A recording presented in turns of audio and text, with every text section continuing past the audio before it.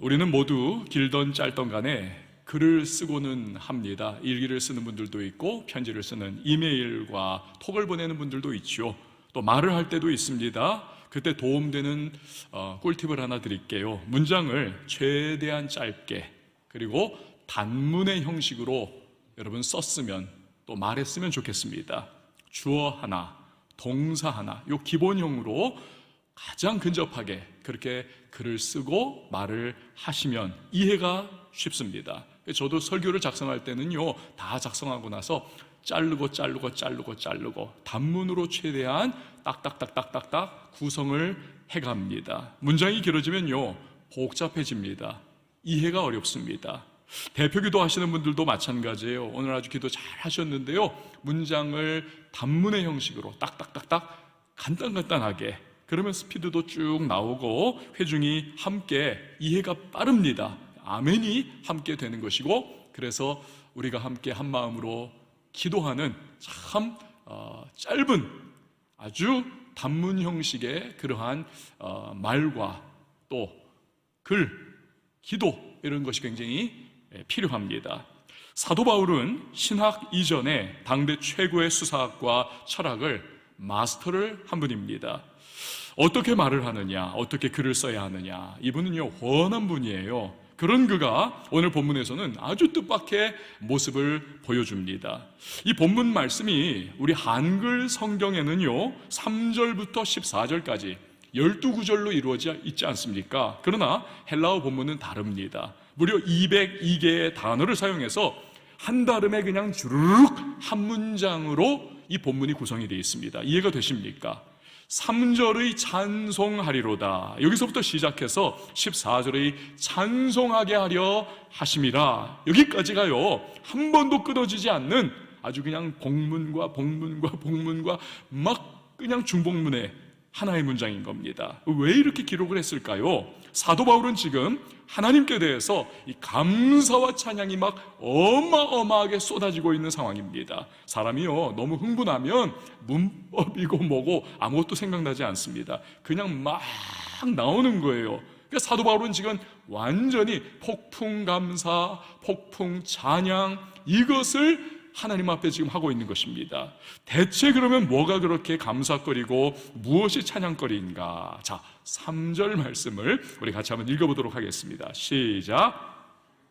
찬송하리로다. 하나님 곧 우리 주 예수 그리스도의 아버지께서 그리스도 안에서 하늘에게 속한 모든 신령한 복을 우리에게 주시되, 아멘. 하나님 아버지가 예수 그리스도 안에서 우리에게 신령한 복을 주셨다. 이것이 그의 찬송거리요 감사거리인 겁니다.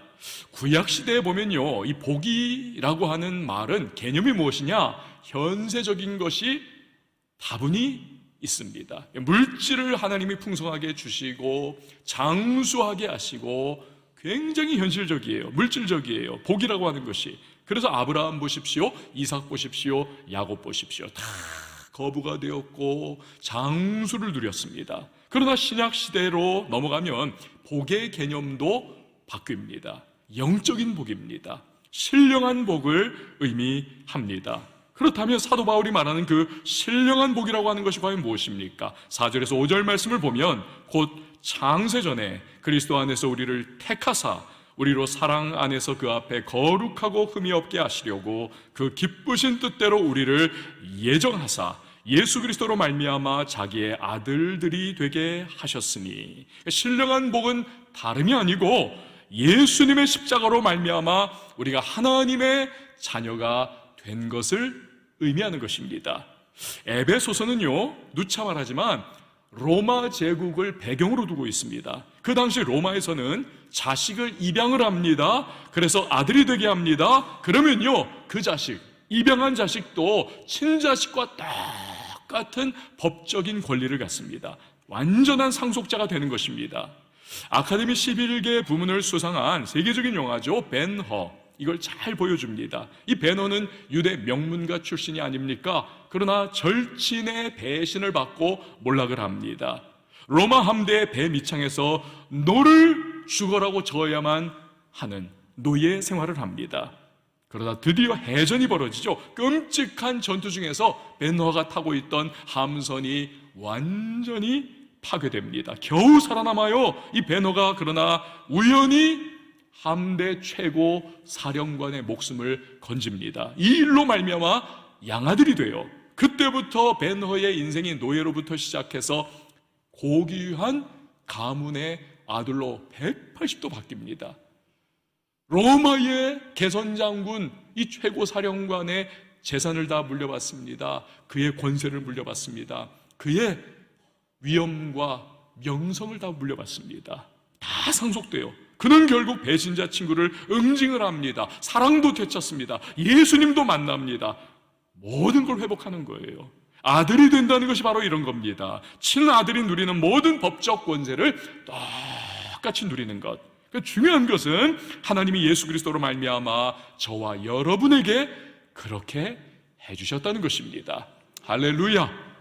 그런데 여기서 바울이 굉장히 중요한 신학적인 주제 하나를 끄집어냅니다. 바로 선택과 예정의 교리입니다. 즉 하나님께서 창세전에 우리에게 구원을 주시기로 택하셨고 그 기쁘신 뜻을 위하여 예정을 해 놓으셨다는 것입니다.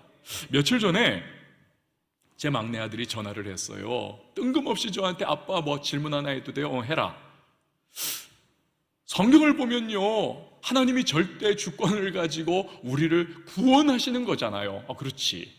그런데요 친구하고 얘기를 나누다 보니까 그 친구가 말하기를 자기는 하나님의 절대 주권으로 구원받는 그거보다 내가 예수 믿기로 선택해서 구원받은 거라는 거예요 자꾸. 그러면서 아빠 도대체 뭐가 진실이에요? 이게 헷갈린다는 겁니다. 제 마음이 그 순간에 복잡해졌습니다. 아들이 성경을 읽고 성경 이야기를 친구하고 나눈다는 것 자체는 너무너무 기분 좋고 기뻤던 그런 내용이었습니다. 그러나 아들의 질문을 답하려면요 이게 쉽지 않아요. 특별히 선택과 예정의 교리를 반드시 짚어줘야만 하는 겁니다. 이게 굉장히 어려운 겁니다. 그래서 제 마음이 복잡해졌던 거예요. 여러분, 이 선택과 예정의 문제는 많은 분들이 왈가왈부합니다. 논쟁의 주제입니다. 심지어는 분노와 적개심을 불러일으킵니다. 아니, 하나님이 도대체 누구는 구원하시고 누구는 구원 안 하기로 미리 작정을 하셨다면 예수 안 믿는다고 해가지고 그거 어떻게 지옥 보내느냐, 그런 하나님이 공의의 하나님 맞냐, 사랑의 하나님 맞냐는 거예요. 우리가 먼저 알아야 할 것이 있습니다. 성경 어디에도요 선택과 예정의 신비를 100% 속 시원하게 설명해 주지는 않습니다. 또 유한한 인간이 이 하나님의 풍성한 신비에 속한 선택과 예정의 교리를 이걸 100% 이해할 수도 없습니다. 불가능해요. 그렇기 때문에 이 부분을요 누군가가 너무 명료하게 체계화했다. 이거 오히려 하나님의 지혜에 속한 것을 인간의 한 줌밖에 안 되는 좁은 이성과 인간의 생각과 지혜의 틀 안에 막 쑤셔 넣는 우를 범하게 되는 것입니다. 우리는 단지 오늘 본문과 로마서 등을 통해서 안개 속을 조심조심 더듬어 걸어가는 사람처럼 선택과 예정 교리가 이런 것이겠구나라고 그 정도 알게 될 뿐인 것입니다. 하나님의 신비와 그의 광대한 지혜 차원에 속한 거예요. 우리가 또 알아야 할 것이 있습니다. 선택과 예정의 교리는 1차적으로 불신자들에게 주신 것이 아니라는 사실이에요. 그 말씀 자체가. 다른 말로 하면 논쟁거리로 삼으라고 주신 것이 아니라는 사실입니다. 대신에 이 말씀은 구원받은 성도에게 감사하라고 주신 말씀인 것입니다. 그래서 예수 믿고 구원받은 후에 우리가 가지는 마음이 뭡니까? 선택과 예정 교리가 맞는 거구나. 왜? 나같이 죄 많고 나같이 부패하고 은혜도 받았다 하지만 며칠 지나면 또다시 은혜 다 까먹고 세상 욕심 가운데 뒹굴뒹굴하고 있는 이 부패한 내가 이렇게 구원받고 이렇게 하나님 백성 되었다는 것은 이건 하나님이 나를 구원하시기로 선택하고 예정하신 것 아니면 있을 수 없는 일이야. 선택과 예정이 맞는 거야. 우리가 구원받고 우리가 신앙생활 하는 걸 보면요, 선택과 예정의 교리가 그게 분명한 겁니다. 그래서 너무너무 감사하다, 이 마음이 솟구쳐 오르게 되는 겁니다. 오늘 본문에 보면 바울이 계속 하는 말이 뭡니까? 이런 은혜를 주신 하나님을 감사하자, 찬송하자라고 계속 우리를 찬송으로의 초대를 하고 있는 겁니다. 6절 말씀 한번 같이 읽어봅니다. 시작. 이는 그가 사랑하시는 자 안에서 우리에게 거저 주시는 바 그의 은혜의 영광을 찬송하게 하려는 것이라.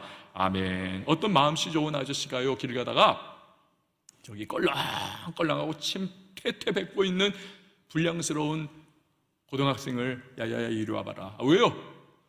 5만 원짜리를 손에 이렇게 쥐어주려고 합니다. 이거 왜요 이거? 가죠. 왜 그러세요? 그냥 주는 거야. 가죠. 애가 돈이 궁하잖아요. 진짜 주시는 거예요? 고맙습니다 하고 딱 받았어요. 그래서 아저씨가 묻습니다. 진짜 고맙냐? 고맙죠. 그래?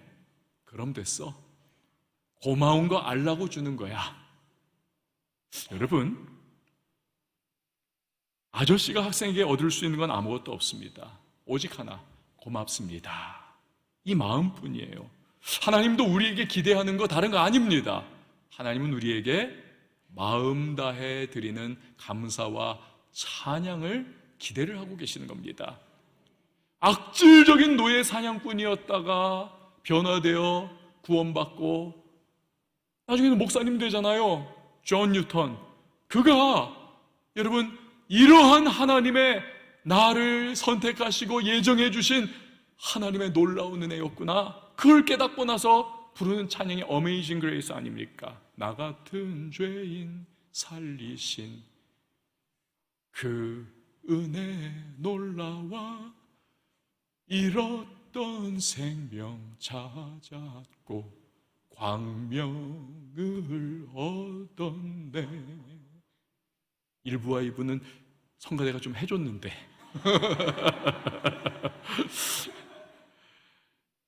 여러분 그렇습니다. 구원을 받고 보니까요, 모든 것이 하나님의 은혜였다는 것을 깨닫게 되는 겁니다. 그러니 찬송할 수밖에 없어요. 그래서 제가 늘 하는 말이 뭡니까? 천국이 영원할 수밖에 없는 이유는 이러한 놀라운 나 같은 죄인을 살려주신 하나님의 구원이 너무 감격스럽고 너무 감사해서 영원토록 찬송하지 않으면 안 되는 거예요. 그래서 천국이 영원할 수밖에 없는 것입니다. 제 아들의 질문으로 돌아가죠. 아들의 친구가 내가 예수 믿기로 한 거야, 내가 예수 믿기로 한 거야, 이 말에 대한 우리의 대답은 뭐가 되어야만 하겠습니까? 맞아, 네가 너의 자유의지로 예수님을 선택한 거야. 그러나 오직 하나님이 창세전에 너를 택하고 예정하셨기 때문에 네가 그럴 수 있는 거야. 이게 정답인 것입니다. 며칠 전에 오펜하이머라고 하는 영화를 봤습니다. 히틀러의 과학자들이 핵무기로 발전시킬 수 있는 물리학의 과학적 발견을 했어요. 야, 이거 큰일 나겠다. 그 미국이 급조를 해가지고 물리학자인 오펜하이머 박사를 중심으로 과학자들을 끌어모았습니다. 우리가 독일보다 빨리 핵무기를 만들지 않으면 이거 큰일 난다. 큰일 난다. 결국에는요, 몇 년 만에 성공을 했습니다. 얼마간의 환호가 있었고 기쁨이 충천했지만 이제 좀 제정신으로 돌아온 다음에 이 과학자들이요, 패닉에 빠져버립니다. 두려움에 휩싸여요. 야, 이거 우리가 핵무기를 완성을 했는데 이거 자칫하면 인류를 멸망시킬 수 있는 판도라의 상자를 열어버린 거 아닐까. 정말 그렇습니다. 나중에 여러분 그 원자폭탄 2발로 일본 수십만 명 죽었죠. 군비 경쟁이 그때부터 동서방이 그냥 척척척척 산더미처럼 쌓이고 핵무기가 전 세계를 수백 번 초토화시킬 수 있을 만큼 그렇게 다 무기 창고에 쌓이지 않습니까? 오펜하이머 박사의 동료 과학자는 그 상황 속에서 우리가 이제는 수소폭탄까지 만들어야 한다, 막 난리를 부리지 않습니까? 제가 이 영화를 보고 나서 느낀 점, 인간이 가진 최선의 선의, 최선의 선의도요 악이 될 수가 있는 겁니다. 얼마든지 부패해지고 악의 도구로 쓰일 수 있습니다. 왜요? 인간은 그 자체로 죄에 물든 타락한 본성과 부패한 존재이기 때문에 그렇습니다. 하나님의 은혜 없이는 절대 절망의 존재가 인간입니다. 오직 하나님의 은혜만이 인간을 구원하고 합력하여 선을 이루고 희망을 만들어낸다는 사실을 여러분 믿으시기를 바랍니다. 선택과 예정의 교리는 그런 점에서 이게 너무너무 중요한 계시입니다. 귀중해요. 우리의 구원이 오로지 하나님의 주권적 섭리와 경륜 속에서 이루어졌다는 것입니다. 이런 하나님의 은혜가 없다면 부패하고 악한 우리들은 절대로 구원받을 수 없는 겁니다. 의로워질 방법이 없는 것입니다. 존 스토트 박사가 이런 선택과 예정의 교리에 대해서 세 가지의 강조를 해요. 여러분 한번 잘 들어보세요. 첫 번째 강조, 선택과 예정 교리는 사람이 만든 것이 아니다. 하나님이 직접 계시해 주신 것이다. 이건 더 논할 필요 없죠. 오늘 본문에 나온 그대로예요. 두 번째, 선택과 예정 교리는 죄에 대한 핑계가 될 수 없다는 겁니다. 이런 마음이 있을 수 있잖아요. 아이고 하나님께서 태초 전에 나를 구원해 주시기로, 영생 주시기로 작정하시고 예정하셨다면 아니 그 손에서 어떻게 내가 빠져나갈 수 있겠는가? 그러니 내가 조금 멋대로 살고 내가 좀 죄 좀 짓고 내가 좀 방탕하게 살아도 아니 하나님이 어차피 나 구원해 주시는 거 아니야. 안 된다는 거예요. 그런 말. 그렇게 해서는 안 된다는 겁니다. 대신에 하나님이 원하시는 것은 선택하고 예정해서 자녀 삼은 우리가 하나님을 닮아 거룩하고 흠이 없는 성도의 삶을 향해 나아가야 한다는 것입니다. 이게 선택과 예정의 목적이라는 거예요. 4절 말씀을 우리 같이 한번 읽어보도록 합니다. 시작. 곧 창세전에 그리스도 예수 안에서 우리를 택하사 우리로 사랑 안에서 그 앞에 거룩하고 흠이 없게 하시려고. 아멘. 세 번째, 선택과 예정의 교리는 우리를 자랑 대신에 겸손의 낮은 자리로 이끌어가게 되어 있습니다. 다시 말해서 구원에는 자기의가 끼어들 자리가 없다는 거예요. 왜요?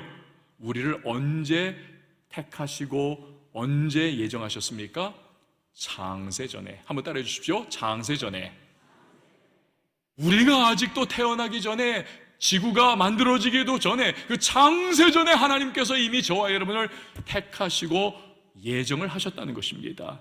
그러니 여러분, 이런 하나님의 주권적인 은혜 앞에서 자기의가 있을 수 없어요. 내가 구원받기 위해서 뭘 했다? 없어요. 없어요. 우리는 겸손할 수밖에 없는 존재인 것입니다. 하나님이 이렇게 놀랍고 귀한 선택과 예정의 은혜를 베풀어 주셨습니다. 우리는 거저받은 것입니다. 그러나 하나님 편에서는요, 거저가 아닙니다. 공짜가 아닙니다. 어마어마한 대가를 치르신 겁니다. 7절 말씀 우리 같이 읽어봅니다. 시작. 우리는 그리스도 안에서 그의 은혜의 풍성함을 따라 그의 피로 말미암아 속량 곧 죄 사함을 받았느니라. 아멘. 하나님의 아들 예수 그리스도께서 우리의 죄를 위하여 십자가에 피 흘려 죽으셨다는 겁니다. 그래서 우리가 죄 사함을 받은 것입니다. 사도 바울은 이 사실을 일컬어서 속량이라고 하는 단어를 써요. redemption, 속량. 이 속량은요, 로마 제국 하에서 어떤 사람이 돈 주고 노예를 사서 해방을 시켜주는 걸 의미합니다. redemption, 속량.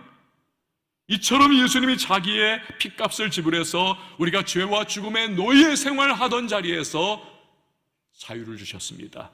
하나님의 자녀의 권세를 주셨습니다. 영광스러운 그 백성이 될 수가 있는 것입니다. 할렐루야. 이것이 예수 그리스도의 핏값 주고 속량하신 하나님의 은혜인 것이죠. 이런 속량 곧 죄사함의 은혜를 받으면 어떤 일이 일어나는가? 어린 남매가 방학을 맞아서 할머니 집에 갔습니다. 할머니 끌어안아주는 그 푸근한 할머니 품에서 너무 좋아요. 차려주는 밥도 너무 맛있었어요. 밥 먹고 나서 마당에 나가서 시골 농장인데 놀고 있습니다. 사내아이가 새총을 계속 쏟아보니까 웬일입니까? 아뿔싸. 할머니가 키우는 오리가 머리에 맞아가지고는 죽어버리고 말았어요. 꽥 하고. 이 아이가 큰일 났어요. 할머니가 불벼락을 내릴 텐데 이거 어쩌나 하다가 그냥 땅 파가지고 묻어버리고 말았습니다. 그러자 하지만 마음이 불편하고 너무너무 두근두근.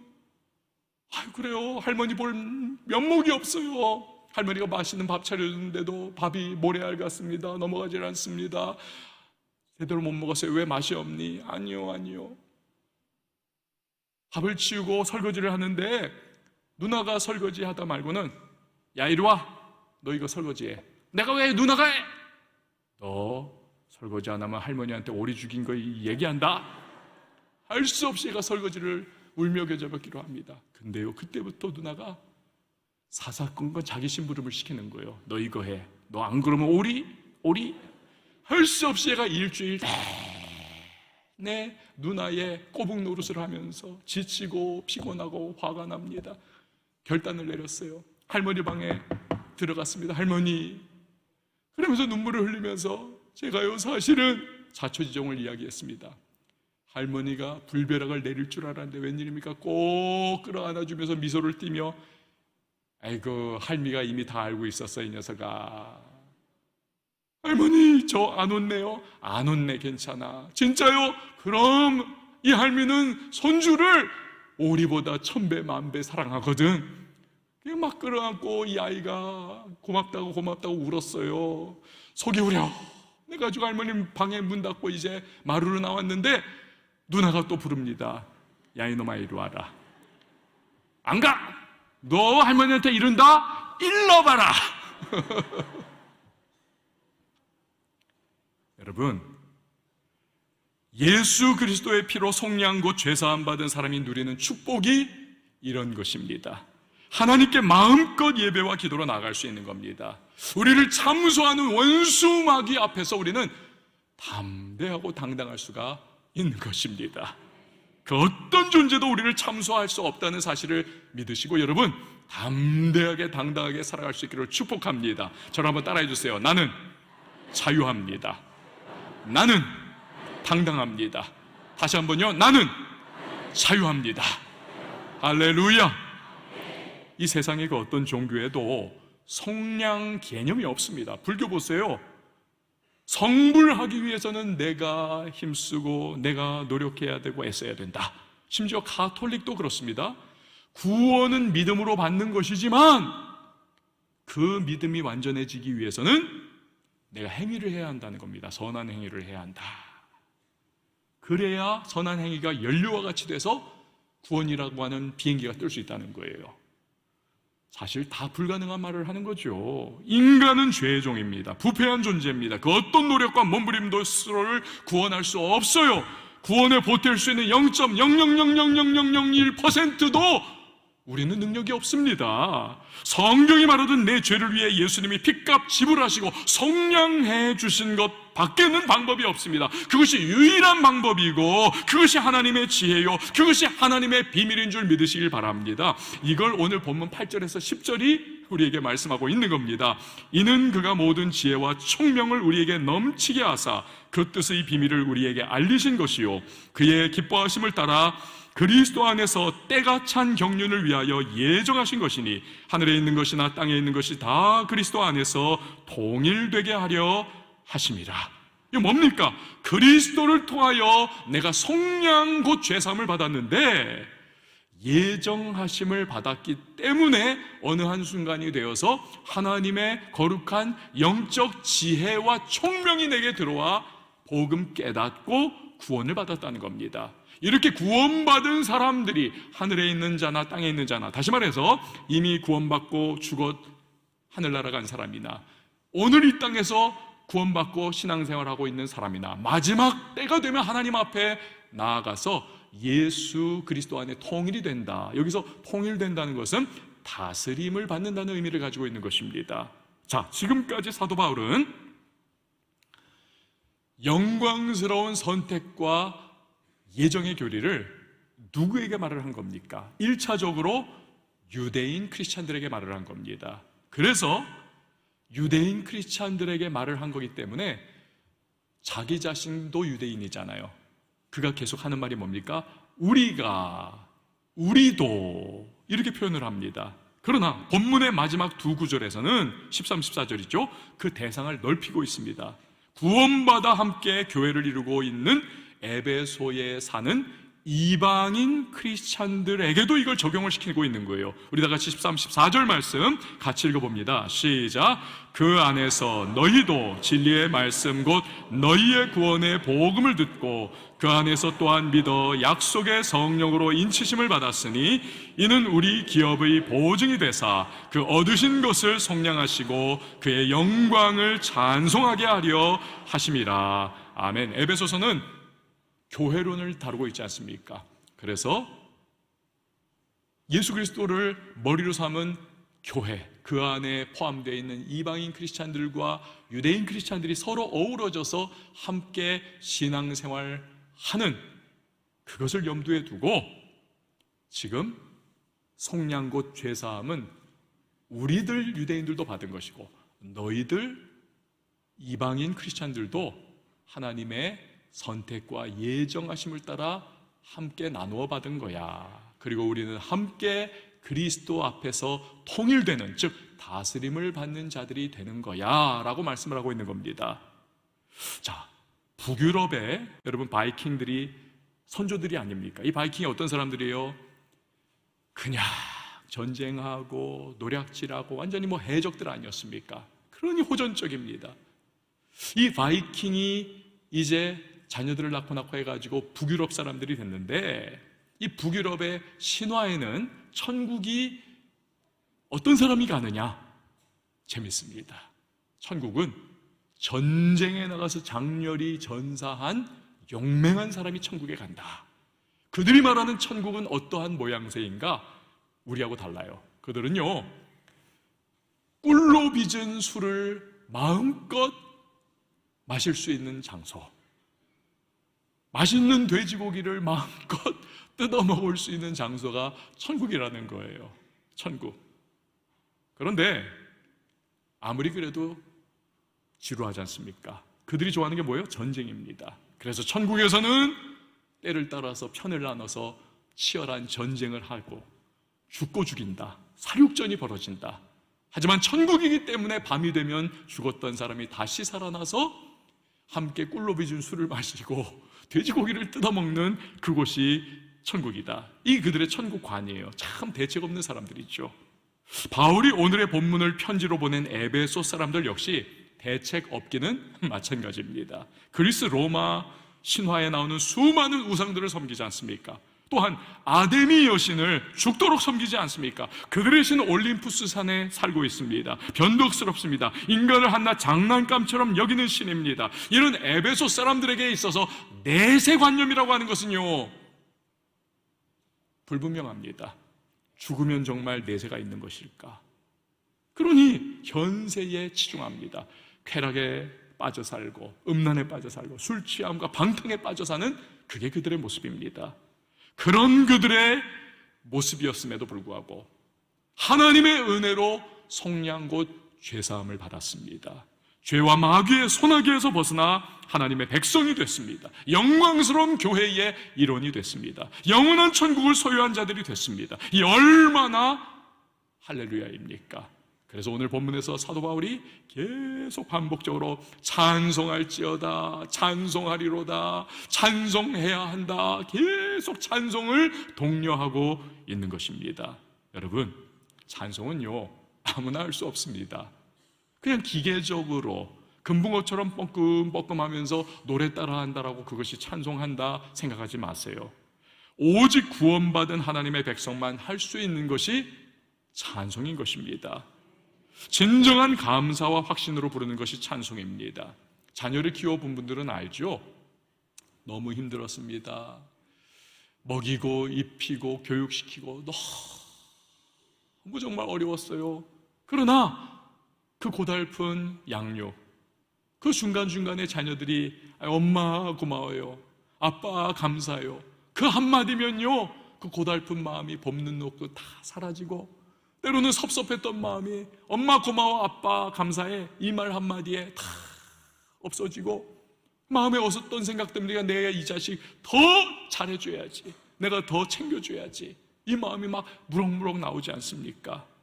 우리가 찬양할 때 하나님이 그런 마음입니다. 찬양을 들으실 때 인간의 죄악을 바라보시던 그 쓰라렸던 하나님의 마음, 그리스도의 십자가의 모진 고통, 부르심에 뻗팅기는 인간을 바라보던 하나님의 그 모든 한숨, 우리의 찬양을 들으실 때 다 사라져버리는 겁니다. 하나님의 마음에 기쁨과 감격이 넘쳐납니다. 실로 찬송은 하나님이 가장 듣기 원하시는 사랑의 고백인 것입니다. 여러분 꼭 기억하세요. 마음 담은 진정한 찬송 부를 때 우리는 창세전에 나를 택하시고 예정하신 하나님, 때가 되어 복음을 듣게 하신 하나님, 성령으로 내 마음을 열어 복음을 영접게 하신 하나님, 그리고 구원의 백성 되게 하신 하나님, 그 은혜의 하나님께 그가 기대하시는 최고의, 그리고 내가 드릴 수 있는 최선의 선물을 올려드리게 되는 것입니다. 오늘 이 본문의 말씀 설교를 마치면서 저는 오늘 마지막으로 5절과 6절 말씀을 함께 읽기를 바랍니다.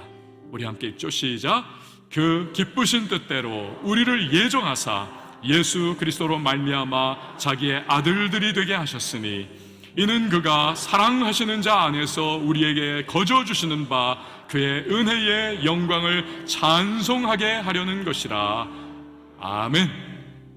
오늘 우리가 함께 찬양할 때에 이 마음으로 찬양했으면 좋겠어요. 창세전에 나를 택하시고 예정하셔서 예수 그리스도의 십자가의 대속의 죽으심, 그로 말미암아 나를 속량해 주신 하나님, 나 감사합니다. 나도 예수님처럼 순종의 길을 걷게 도와주세요. 그리고 감사하게 해주세요. 비교의식의 노예로 사로잡혀서 내가 없는 것 바라보고 저 사람 있는 것 보면서 나 정말 원망하고 불평하고 낙심하지 않고 내게 주신 빼앗을 수 없는 구원, 비교할 수 없는 그 구원을 기뻐하면서 하나님 나 찬양하며 살아가는 사람 될 수 있도록 도와달라고 그 마음으로 이 시간에 우리 함께 찬송했으면 좋겠습니다. 이 세상 가장 아름다운 순종의 눈물, 순종의 눈물, 온 세상 다시 빛나게 한 온 세상 다시 빛나게 한 생명의 눈물, 생명의 눈물, 그가 이 땅에 오신 이유 죽어야 살게 되고 저야만 승리하는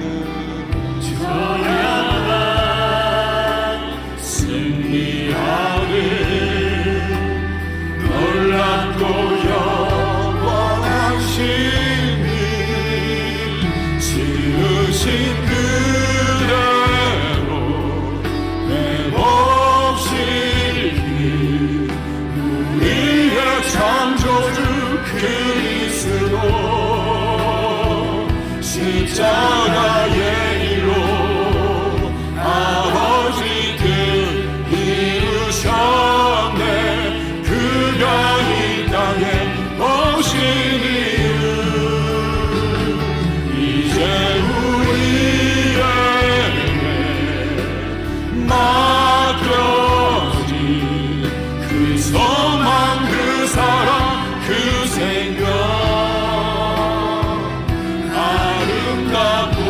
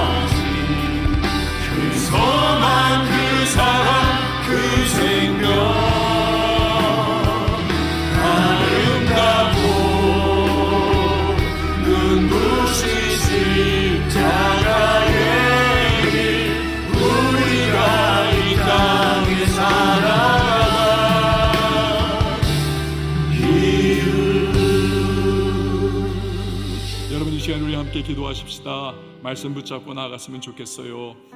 비교할 수 없는, 아무도 흔들 수 없는 구원을 우리에게 허락해 주셨습니다.